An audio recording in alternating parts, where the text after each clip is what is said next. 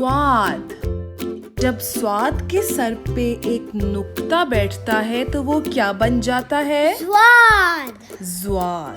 स्वाद से ज़ईफ।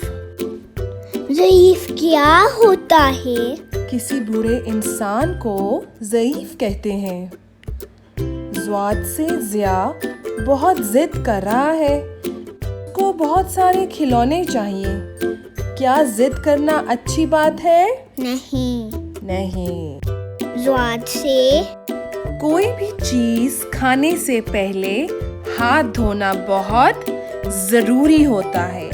स्वाद से जरूरी। चलें, अब हम बनाते हैं स्वाद। नुक्ते से ऊपर जाएं और एक टर्न करके एक ओवल शेप का लूप बना दें।